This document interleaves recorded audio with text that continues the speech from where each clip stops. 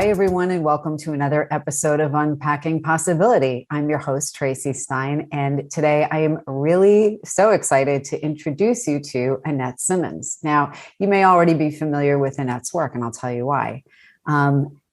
She's a well-known keynote speaker, a consultant, and the author of 4 books, including The Story Factor. And you may have heard of The Story Factor because it's listed in the 100 best business books of all time. Pretty impressive. She got her business degree from Louisiana State and spent 10 years in Australia in international business, learning a lot. And you'll really see the fruit of that labor today. She has a master's in education from North Carolina State and then founded Group Process Consulting in 1996. And her new book, which I find riveting, and you'll see why shortly, is Drinking from a Different Well, How Women's Stories Change What Power Means in Action. So Annette, welcome. Thank you. Thank you. I'm so glad you like the book.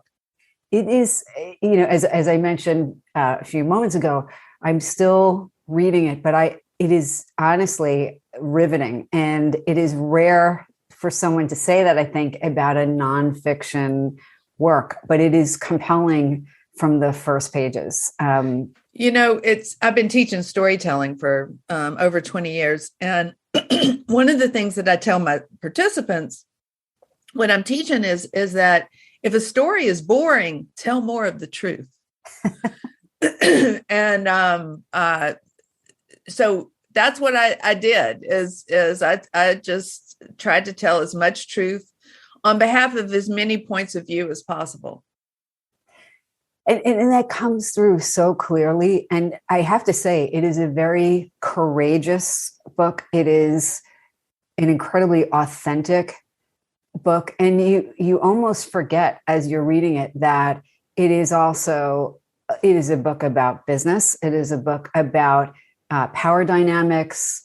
It is a book about so many things that are, so relevant and important right now about inclusivity and gender. And I can't even do it justice. So I got my start in leadership doing self-awareness workshops. And so there's this process where we actually have to tell ourselves the truth about things that we've kind of been hedging on, and this is what I hope the book does, is validate that you're not crazy. You saw all of this, for the last 20 years. And let me just validate that it's really important what you were able to see that perhaps men weren't able to see.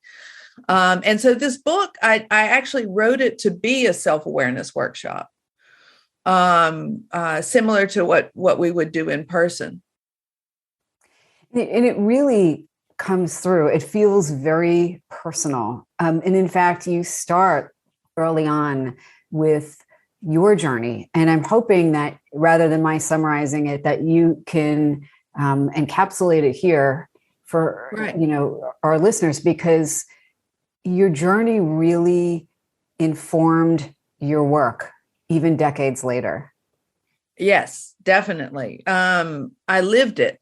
The 4 books I wrote were really trying to infiltrate from within with more feminine processes. Storytelling is a very feminine process in terms of witnessing and stating what is and trying to go, instead of trying to fix it, to actually enlarge somebody's point of view.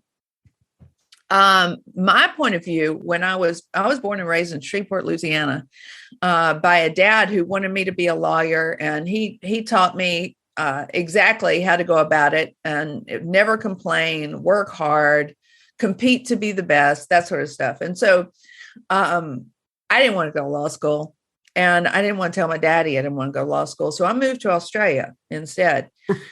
And Australia was the first chance I got to realize that my narrative is not everybody else's narrative. And a lot of Americans don't actually even get that opportunity. But I went over, using the metaphors of the squeaky wheel gets the grease and early bird gets the worm. And over there, the metaphor is the tall poppy gets, cut. Yeah. So I invited many, the Japanese metaphor is the protruding nail invites the hammer. Wow. So I invited many hammers. Some of them were because I was the ugly American, but some of them, on reflection, was because I was a female in a male-dominated society, certainly in the 80s back then, working for J. Walter Thompson, which we, as this advertising agency that's so world famous, we used to say it's a great place to work if your parents can afford to send you there. Oh, wow. Yeah. So it's for the experience. It's not, and I learned a lot there too, but I found that what I thought our job was basically, to sell cars. We worked on the Ford business, and that everybody would be on the same team. And my project, a little small project there, was that I wanted to see what database marketing was. This is early days. It's now internet marketing, but so we produced mailing lists for the first time in Australia. And oh my gosh, the results were amazing. We would send out these, direct marketing mail packages. And the more successful I got, the more unpopular I got with the guy who was in charge of the TV budget. And so one day I had been trying to find the sales statistics, because back then you couldn't necessarily show a spike without looking at, overall sales. And he kept saying, they're in Angela's office. And I'd run over to Angela and says, I don't have that. Ian has that. And I ran after him for 3 days until Friday night. It was, now I was going to have to work over the weekend because the presentation was Monday. Ian and his buddies are about to go out for drinks. We're on the 14th floor. They're around the elevator. And I run up and I said, Ian, so glad I caught you. I need to get those sales statistics. And he looks at me and he gets something out of his pocket, and it's his keychain flashlight. And he shines it on my breast, left and then right. And the flush of humiliation, my brain stopped, and they went ahead and got on the elevator. And the minute the door closed, I could hear their uproarious laughter. They thought that was just hilarious. And to Ian, it was a game. And it wasn't to me. And so that was my first experience of understanding not just that we have different priorities in many cases, but that sexual harassment, intimidation, gaslighting, causing a woman to doubt herself is one of the primary tactics that we then take over. We anticipate the rejection and then choose not to speak up next time. And while I had, in my career, introduced Safe Place for Dangerous Truth, expose on territorial games, the story factor, I was trying to integrate more feminine narratives. And then I turned 60. And I thought, you know what? I'm just going to say what I've seen over the past 30 years and share it and see if it makes sense to other people. And thinking back to reading your story that you just described, where you ask a colleague for data that, in your mind, of course, you have a right to. You're on the same team. You're working for the same company, even though you're working on different projects. And where your inner narrative is collaborative. Right. His inner narrative is competitive, like kill or be killed. And yep. And I remember how much more, I'm not even sure what the word is, but it was so comfortable for it to be just out there, for people to be so aggressive, devaluing. And certainly that it wasn't limited to 20, 30 years ago. Right. It happened yesterday.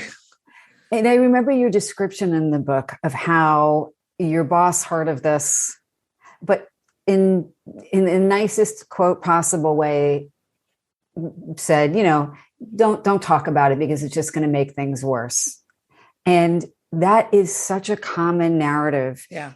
And what you describe in the book is that in that power dynamic, in that narrative, women are just supposed to pretend like we don't see. It's that play dead, kind of that freeze that you were talking about. You're not fighting, you're not fleeing, you're frozen. And, it was so evocative for me reading that, because I can remember all of these times. And I think just about every woman listening can have a flood of different examples of that come to mind, where you talk about gaslighting a lot in the book as well, where we are basically told our reality isn't true. It's not a true narrative, and don't make waves and tone it down. And, the punishment for that is either being overtly ostracized, or it is being not so subtly passed over. Or you get sucked into their game and you end up miserable. One of the things, I know you've written about pain, and I'm actually a pain survivor. I have fibromyalgia, and there were behavioral changes I had to make in order to get relief. And there's a moral distress in being in a system where you can't be kind, or you can't take a little extra time, or you can't share information for fear that, it'll backfire on you. And so women are feeling moral distress being in these systems. And there's evidence that the higher up the position, the more women just peel off, because it's not fun. And if there's a difference between men and women, it's not in terms of what we're competent at. We have the same capacities. We have the same competence. The differences that I find, and again, we're non-binary. Okay, everybody, we're not, gender's no longer coercive, but it's still meaningful. And women will tend to expect their work and their job to include something meaningful. And it's usually those moral wins where we protect someone who deserves being protected, or we avoid harm. That's a huge one in terms of comparing male and female narratives. The competitive narrative, harm is just the cost of doing business. There's a quote from the French Revolution that was used to justify killing, that we use in business all the time now. And it's called, you have to break a few eggs to make an omelet. That original metaphor was used to justify murder. And men tend to enjoy dominating a space, and looking at power as the ability to dominate. And women, if we don't have the ability to avoid harm in the places that we supposedly dominate, or to protect people, then it leaves us feeling empty and miserable. And so it's a form of pain. It's a form of moral pain, moral distress. And if we are going to solve global problems, and if they're serious about having more women at higher levels in organizations, then my suggestion is that it will require that we use different narratives, that we understand how to toggle back and forth. We can't have all competitive narratives, and nobody's saying we want all, love, trust, and fairy dust. What we're saying is let's develop the agility to go back and forth between being competitive and then taking care of the collective. And then let's be some competitive again. And it's the toggle back and forth that people are having trouble with. I want to just highlight for anyone listening that you are saying things that a lot of people right away, it resonates with them. But you actually did a ton of research on this topic, not once, but at least twice, where you gathered a ton of data. You did an enormous amount of interviews about people that other people identified as powerful. Yeah, the interview always started with, so how powerful are you on a scale of 1 to 10, which is a psychological trick, because their immediate response is going to be, well, what do you mean by powerful? And then I said, I don't know. What do you mean by powerful? And so it got underneath what we think we are supposed to think, and revealed what is really important. And so I asked women and men, after they gave me a number, and it really didn't matter what number they gave me, but to say, okay, tell me a story about the last time you were powerful. And by and large, the men gave quantifiable, tangible evidence of achieving a visceral goal. They either doubled sales in August, or they turned 10 TV appearances to 20 TV appearances. And the women, yeah, that's part of our stories as well. But half the time, our stories are about achieving a moral win, that in some cases doesn't show up, and in other cases actually looks like a loss. So one of my favorite stories that my friend Robin told is the power company people came to trim the trees because the wires were, close to the trees. And she says, those people aren't arborists. I went out there and they said, can I cut this one? I was like, no. Can I cut this one? And she said, no. And so she had to go inside for a second. She came out, they were all cut, all the ones she said no. And the crew chief is like, oh, we must have misunderstood. That's gaslighting. They didn't misunderstand. They just thought they would get away with it. Well, she climbs into the tree, gets her family Bible and starts reading out of Genesis of how we're supposed to take care. Anyway, they finally went away. And then ever more expensive cars, as the situation escalated, drove up her driveway.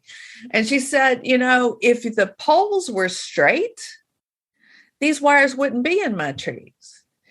And so that's an example of how a competitive narrative figures out, well, it's cheaper to cut the trees than it is to straighten our poles. So therefore, that's the problem. And that's the definition. But she would take these guys and show them, take them on a little field trip, which is what storytelling can do. She actually took them outside and said, now, I want you to look at that pole. Is that pole straight? And of course, you can go like this, but it wasn't. And she said, do you think those wires would be in the tree branches if the pole was straight? Nobody could argue with the truth of what she was saying. And ultimately, they straightened the poles. And her trees are safe now, at least for a little while. I'm glad you brought up that story from your book, because I'm struck by many things about it. And you open the story by saying Robin told you that a man rang the doorbell, and when she opened the door, he said, "Is your husband home?" And that was the first thing. And that is still so common today. And somewhat, I can imagine people saying, "What's the big deal?" And, there's a bigger subset of those people than I realized. But there's the argument for thinking about it differently is that she opened the door to her home, and immediately by someone asking that question, it implies that she's not in charge or that she's not competent to make a decision about her property. And you know what? I believe that, the guy probably wasn't even thinking about that. He was probably he's programmed to say, is your husband home? The guy in charge. It's not about malicious. It's not about malicious intent. And so you started this talking about, people who say, oh, get over it. It doesn't matter. Well, that's a territorial game. That's gaslighting, to try to convince us it's not a big deal. Right. When in this particular circumstance, sure, I could get over it. But if we look at the global narratives that we're using to define what's most important and what's least important, we need to realize that making these little things a big deal will then escalate up to the point where we start to shift the narrative at a much higher level. So it is a big deal. It doesn't mean that you need to go off on, Mr. Crew Chief. But our intuition causes us to think, and I'm encouraging women to listen to that intuition, because you've been told it's not a big deal. You've been told that you're just being unreasonable. You're too emotional. You're unfocused. And these two critiques of women are specifically critiques of collaborative narratives, because you have to have emotion in order to negotiate 5 or 6 different points of view merging into one bigger picture. And the whole idea of 5 or 6 different points of view is that you're multi-focused. And yeah, it's going to sound like there's ambiguity in there, because there is. You can't merge 5 or 6 different points of view into one without dealing with the fact that, it looks good for this person, it looks terrible for this person. And so as we, instead of a competitive narrative, which is whoever talks the loudest and is the meanest wins, a collaborative narrative means that we have to balance. It's much more complex. There's much more ambiguity. Emotions are data. And when we choose collaborative narratives to define a problem, then we end up with a much better definition of the problem than just something that a competitive narrative would come up with. Because the competitive narrative is like, is it going to help me win? No, then screw it. I'm going to read something from, did I move my iPad? I did. I'm going to wheel over here and grab my iPad if my microphone. We're being authentic. I feel like this is real, right? Absolutely. So you have a subheading, Circle of Moral Concern. And I just want to read a little piece of this. It's an interesting paragraph, because you say, it is neither accurate nor respectful to judge women as being more moral than men. Rather, let's begin with the premise that men and women both express moral concerns, but that women may tend to draw circles of moral concern, including people and issues that men may interpret as being outside their circle of concern. I thought that was so interesting, because you said, for instance, in a corporate boardroom, it might seem obvious to a man that his company is not responsible for improving the working conditions of subcontractors in China. Yet it might seem equally obvious to a woman that gleaning profit from these subcontractors obligates her company to protect them. And I just thought that so well encapsulates, I think, what you're talking about, is that it's important to be able to understand different ways of thinking. It's important to be able to communicate our different narratives, and it's important to make space for those narratives. And so often the space has been, women have kind of been pushed out of the space. If you don't play along with this very old set of rules, you're kind of ostracized. And we've gotten to the point of, seriously diminishing returns. I mean, if men in general do tend to enjoy competition more, it's more fun for them.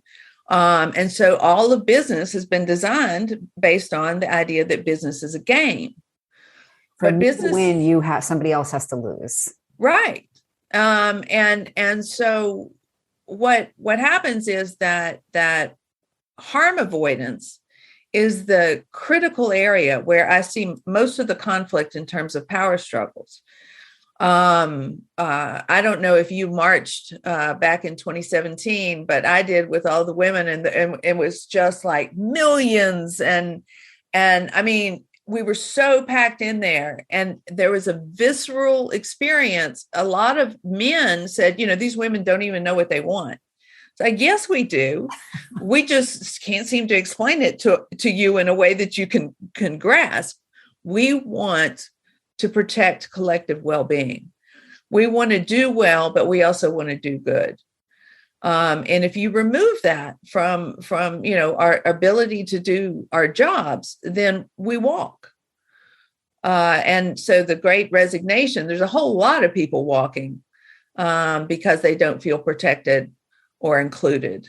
And so it just seems to me that even the competitive players must be getting a clue that if you're going to retain people, if you are going to have more women in leadership, and it's not like, so what happens is that they think a woman who has a larger circle of moral concern is risk avoidant because she's trying to protect everybody. Well, when we're trying to protect people, we're trying to protect people from harm. There's a difference between risk avoidance and harm avoidance. And so my hope is that through articulating the collaborative narrative, which a lot of people are saying they want right now, and my experience is a lot of people say they want something and then they realize that they have to change something in order to get it. We're in that space right now. And a collaborative narrative means that I can do well and you can do well. Yeah. It doesn't seem so far-fetched to me, but it's coming from metrics. A different place, right? Yeah, it's metrics that cause it to seem far-fetched, because once you decide that you're going to run your entire business based on zeros and ones, then it's an imposed better or worse, paradigm, winner or loser. And so winning across several levels is going to be probably less profitable than if you dominate the whole and exploit everybody and all the resources. But, sports is a win-lose game, and it can still be fun. The deal is that at the end of the season, we start over. And it's everybody's back to the same place. And then we haven't had an end of season for competitive narratives in business. There will be I suppose there could be an ultimate end of season, but theoretically we can change the criteria we're using to define problems and the criteria we're using to establish our priorities. And one of the places to do that is the narrative we use to just interpret how the world works. And collaborative narratives, mathematically, equality is impossible. This guy in the 1950s named Arrow actually did the mathematical criteria because it's equality is your perception of equality. If I want my kids to be homeschooled and you want your kids to go to school, then the equality is we both get what we want. So it's a very complicated thing. And he was able to prove without a doubt, mathematically, that it is impossible for everything to be equal. And I just want to go, duh, of course it is. And yet, between competitive narratives and this impossible to reach, purely collaborative narrative, there's all this space in between that we have not yet explored. And we can get much closer to it. And so saying that it's impossible has been a way to avoid actually trying to get closer to it. And it's time we realize that while it may be numerically impossible, the feelings of equality are something we can still experience. And when we pay attention to what it feels like, we pay attention to how we solve problems in a way that feel more beneficial to more people. Really well said. I have about 15 questions coming to mind, and I jotted some down. So I'm going to pepper you with a few, but I want you to steer this again where you think it should go. So I think you dispel some myths about what it means to assert oneself and to refuse to be gaslighted. And again, I just want to define for people who are less familiar with the term, gaslighting is, something's true and someone looks right at you and tells you that that's completely false. And the aim is to basically make you feel like you're crazy for thinking, for calling something what it is. And you note that in your book.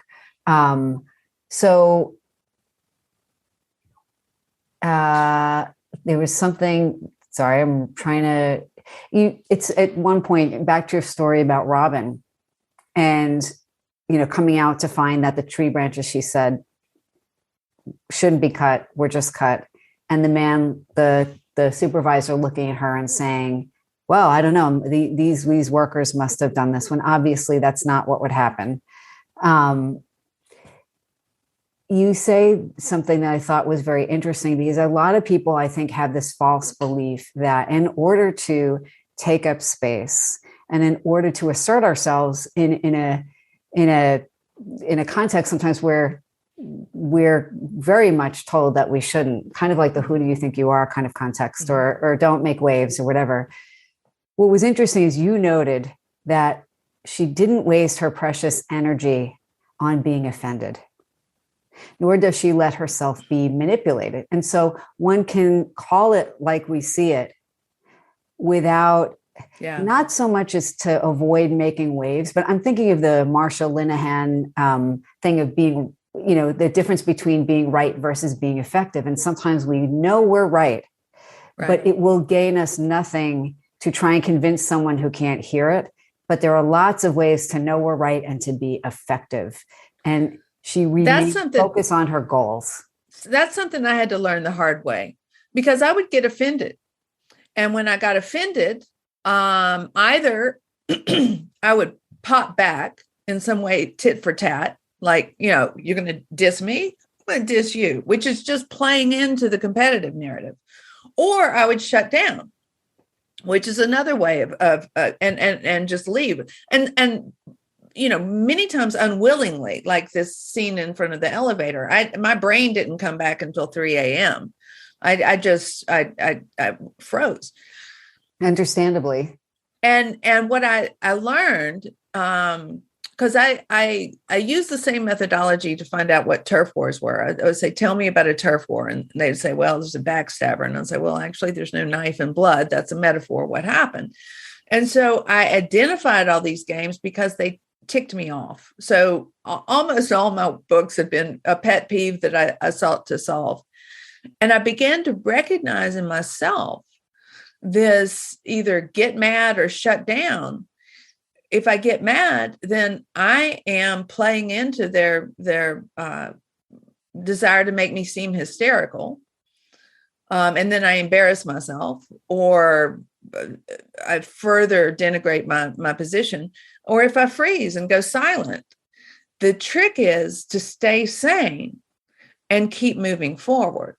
And so one of my favorite examples of that, which is in the book, is I was facilitating a dialogue with a bunch of people from the Pentagon, and this 2-star general just yells across the room, "Why don't you just grow up?" And the woman that he directed that phrase to was a lieutenant, and she looked up and she says, "I don't mean to be disrespectful, but could you be more specific?" And it was like, oh, I want to be you.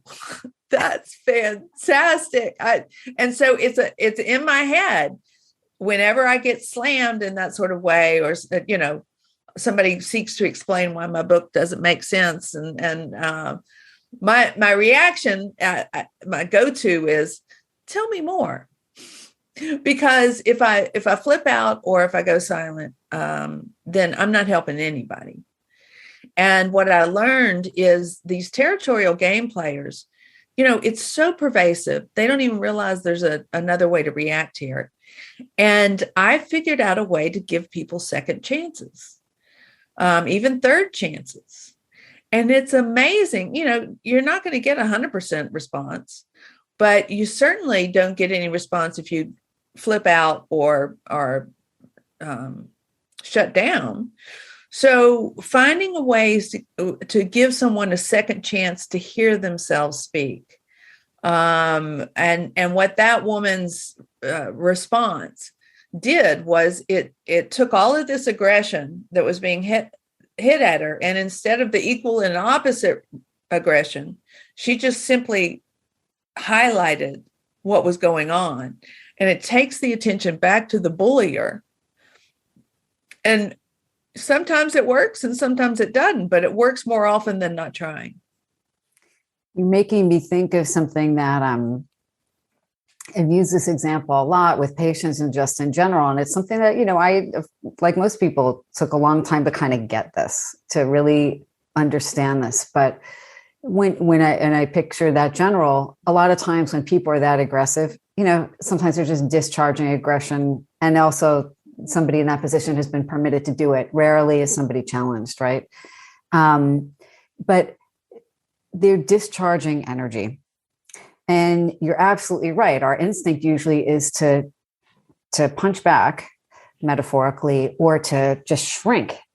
And what I've tried to explain to people is that, there's, if somebody is throwing a punch at you, again, metaphorically, they're expecting you to either run away or punch back. And part of them may want that, right? So rather than boxing, which, is just, there's not really a great resolution there. Someone has to be hurt for someone to win. There's like the Tai Chi. And what you described is the Tai Chi. I'm going to move toward your energy and redirect it. And I learned that from my mentor by practicing Aikido. And Aikido is a martial art where the goal is to not fight. And so even sometimes when I was running self-awareness workshops, I would use some Aikido moves because that's what he used on me. And if somebody's throwing a punch at you, you can grab that punch and turn in the direction and try to see what they're seeing. And so that's the metaphor that I use because very often they don't feel validated. And if I can say, so what I hear you saying is, and then validate what they just said, then I earn a chance to say what I think, because I've demonstrated to them that I acknowledge and I understand. It's one of the reasons why in couples counseling, we're taught to repeat back what someone just said instead of to tell them that that's ridiculous, that didn't happen. And it works in business too. I think it's great. And I think your book is, again, as I said before, it's well written, it's compelling, it's a really engaging narrative. So, it's clear that you're an excellent storyteller, but you're weaving narrative that is a nonfiction narrative that is designed to help people really see something that's been all around them. Yeah, one of the problems with people's expectation of narrative is that their expectation comes from the world of fiction. And there have been templates created by men that say that a story has a beginning, a middle, and end. It's always got a conflict, and then there's a resolution. Not in my experience. I've seen lots of stories that are about a polarity that can never be resolved. And the story is about how to negotiate through without going too far to one side and too far to the other. So these narratives that we have been burdened with, particularly since storytelling got popular, everybody began applying the hero template. And, frankly, there are dragons that you should not slay. You should actually listen to because they have important information for you. And so what women, the reason I wrote this book is that I want women to trust their judgment, to trust their instincts, and to understand and predict the ways that they're going to get discouraged and the disdain that will come when you want to avoid harm and when you want to create collaborative narratives. And instead of writing a book for men to understand, I wrote a book because I want women to understand how important our perspectives are. And how if we don't push these perspectives, then the only thing left is a competitive narrative that will end up with only one winner and the rest of us losers. It's so true. And I want to ask you a few questions about everything you just said. So, all right, I want to show you, I have like a billion of them. So I'm not going to try to do that, but I'm trying just to pop them out. Let's do this. Where should I start? So how can women trust their own instincts? Let's start with that. So you give compelling stories about women doing it and why it's important. Say someone is in the place where they are still more likely to freeze or flee or just fight and get nowhere. How can women own their own narratives more comfortably? Well, it's the self-talk that happens in your head. So initially it was people telling us that we're unfocused or we're too emotional. And somewhere down the line, we started believing that. And so the place to start is the self-talk. And so the statements I like to replace those with is that emotional intelligence is more important than algorithms, more valuable than algorithms. And if you're good at it, then you really have something to offer here. And whether they think they want it or not, they would like to survive. And so I look at these feminine and masculine narratives as sexual dimorphism. Other species are specialized by gender with different behavioral responses. And we're no different, but it's not a better, worse. It's a both and. So self-talk and understanding that you are the missing link in the equation that's going to bring us, collective survival. For me, that's important enough to not abandon yourself and to stick to what you're saying, to stick to your narrative, and give them ways to experience and participate. I think your stories in your book also offer a type of support in that somebody can read and say, this doesn't have to be a perfect journey. Your journey was not this easy, fairy tale perfect trajectory. Not in the least. And in fact, by reading about what you have struggled with and what you have learned and what these other women's stories that you've shared in the book, their journeys, that's a way for somebody to say, it's not just me, I'm not alone. And it's not meant to be a perfect journey. Yeah, no, it's going to be, it's complicated and ambiguous. And that's how we know we're on the right track. I love that you normalize women's reasoning and their different definitions of power in the book. And you don't hold them up to a male standard so that I love that you do that. I'm just noting a few other things. You define power outside of financial gain. Love that it's not so limited and narrow in your book. You mentioned power with versus power over. And I know you've already spoken about that. But again, I feel like that's something that so resonated with me when I read the book. It's one of those, the reason I explain it in detail is because it's knowing when the triggers are and being able to anticipate them, and power with and understanding why we're getting so much pushback. So power with is a different procedure. And it requires different kind of ranking systems. And it requires, the capacity to bring in collaborative narratives in order to define problems. It takes longer. It's complicated. And so someone who's looking to simplify and the values that have been elevated way beyond the point of diminishing returns are speed and efficiency. And so if we're going to understand 6 different points of view, it's going to feel inefficient.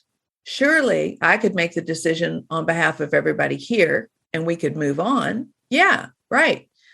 And you're going to end up with, if you only chose one point of view out of 6, you're going to end up with 5 people feeling like that was an unfair, or they weren't heard. And you're also missing the information that they were so willing to give you. So power over tends to produce the speed and efficiency that people think they want. And yet over time, if you don't take the time to use these collaborative narratives, you end up with solutions that don't feel meaningful to anybody but the guy who forced them on the group. And you end up with implementation that isn't heartfelt.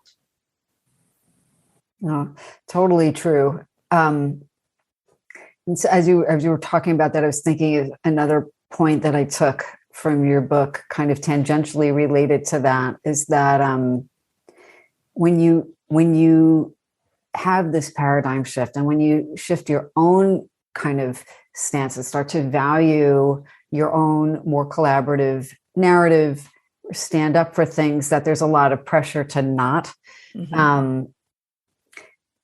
you risk, no matter how well you do it, someone writing you off or saying, well, that's great. I'm thinking of Robin when, you found out that the power company head absolutely knew about her being in the tree and just said, oh, that crazy woman. And right away, her moment that was very emblematic of her owning her own power for her was reduced and pathologized by someone else.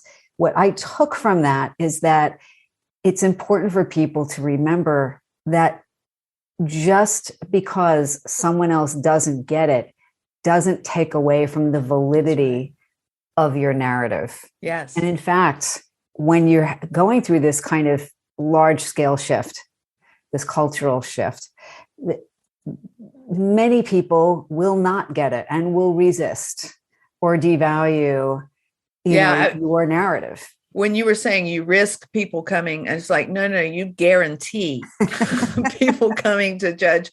And I hope that women can learn a lot younger than I did.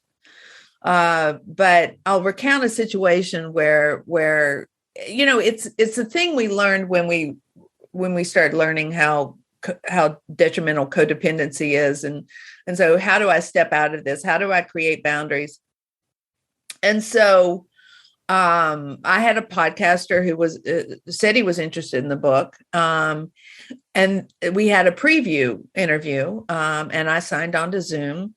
And he said, I just need to let you know that I've decided not to do the interview. And I was thinking, then why am I here? And then he proceeds to say, I found this very disturbing. I didn't see myself in this book at all. And I'm thinking, like, this is a video of you in the book right here. And so here's the thing is, what do I do in that situation? I could insult him back, or I could get defensive. But what I did was I said, and we had some deaths in the family that week. I said, there have been 2 deaths in my family this week, and I'm not up for this right now.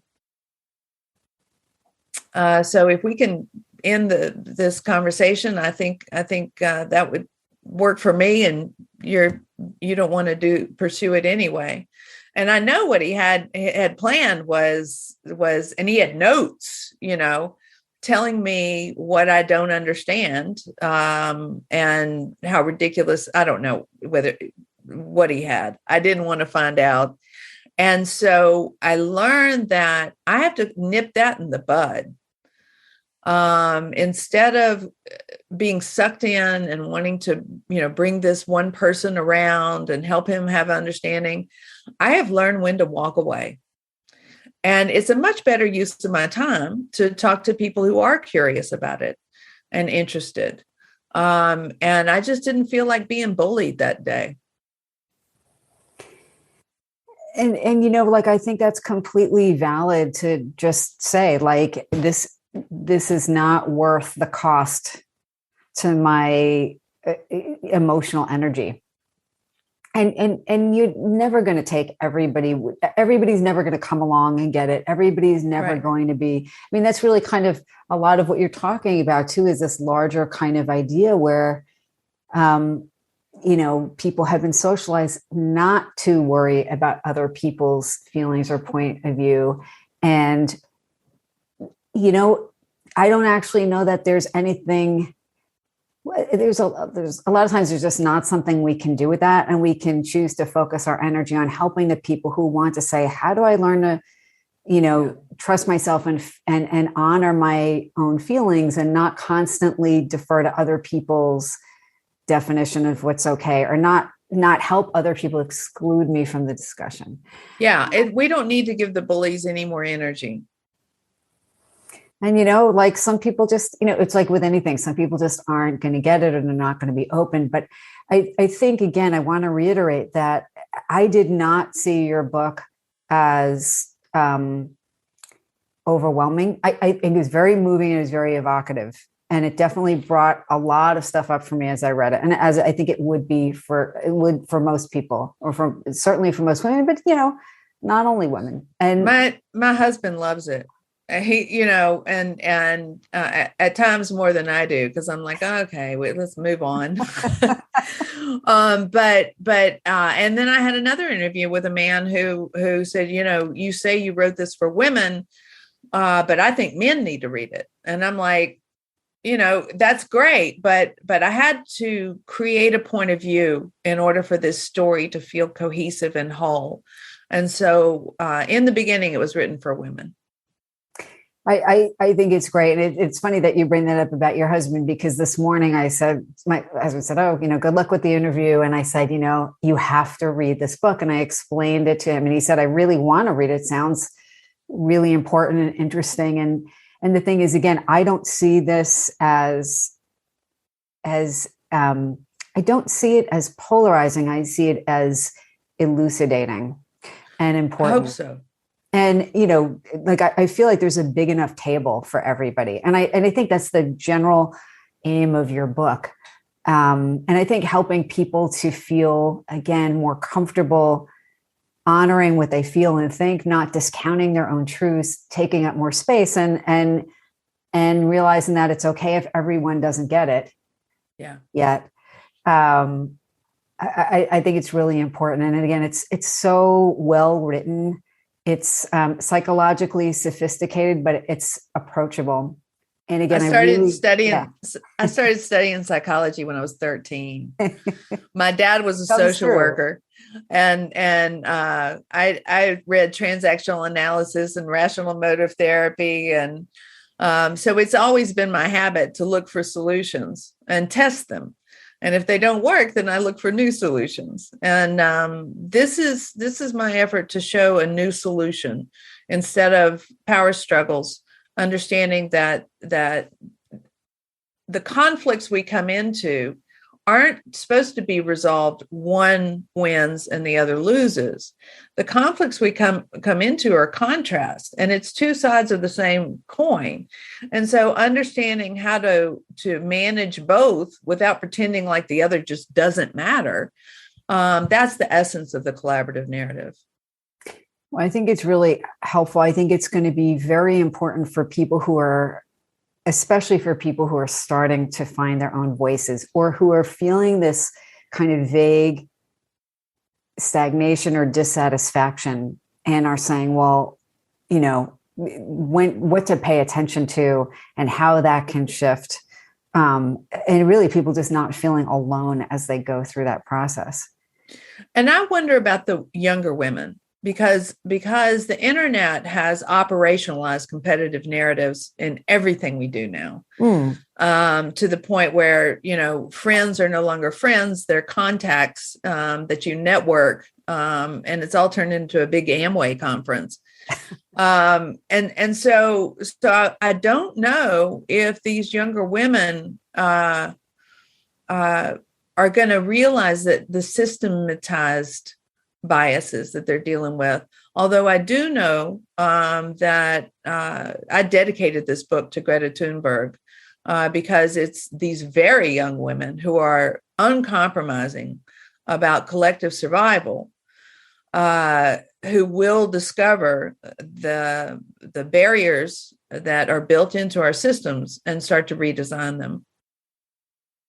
It was incredibly inspiring and a very appropriate dedication, certainly. And I do think that younger women can absolutely find something to connect to. I hope so. And again, and people of all genders, I think your book really is, I think it's very accessible and very impactful. And then I'm wondering, is there anything that I did not ask you that I should have, or anything else you would like to share? Well, it's been an incredible interview. It's so nice to talk with someone who actually reads the book.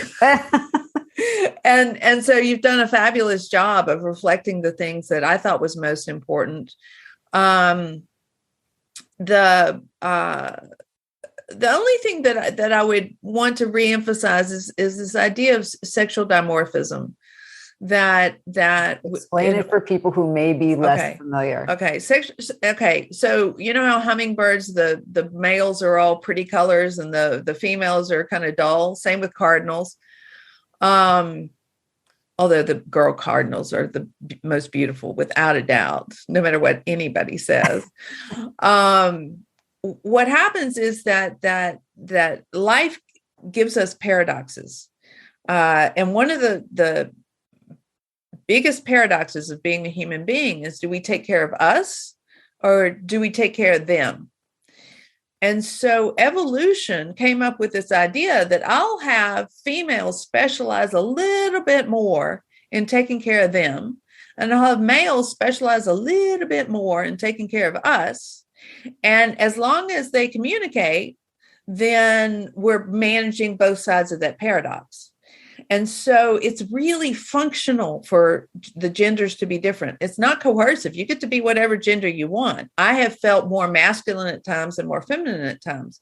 But understanding, what does that mean to feel more masculine? What does it mean to feel more feminine? And are we balancing them right now? I would say right now we're not.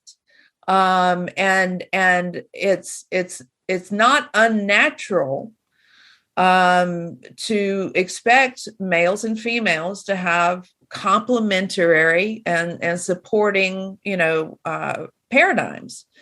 The only problem is that the technology has only been adapted to support one. And so now we need to rebalance it. And there's nothing wrong with saying that, the genders are different. I think they're different for good reasons. And it's not coercive. It's a continuum. Yet there is some meaning still to be found from feminine narratives that has not been optimized. I try to use business words.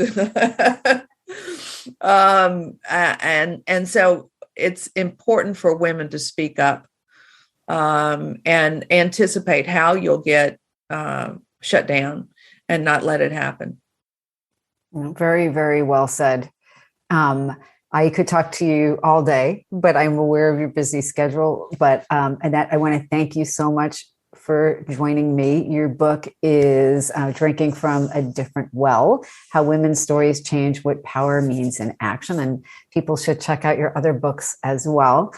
Now, tell people where they can find you and find out more about you and get your book. So if you're particularly interested in Drinking from a Different Well, it's available in an audiobook as well as a print and obviously Kindle on Amazon, or you can go to your private bookstore. I made sure that you could support local bookstores.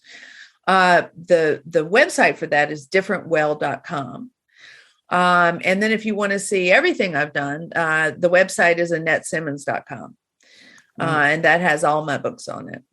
And lots of stories from years and years of consulting, and even some pictures that people drew. One of the things that I ask people to do is draw a metaphor of what it's like to work here. And those are hilarious. And it's a really great way to shift people's perspective using visual imagery. Oh, sounds really great. And again, I'm so glad you took the time out of your schedule to speak with me today. What a pleasure.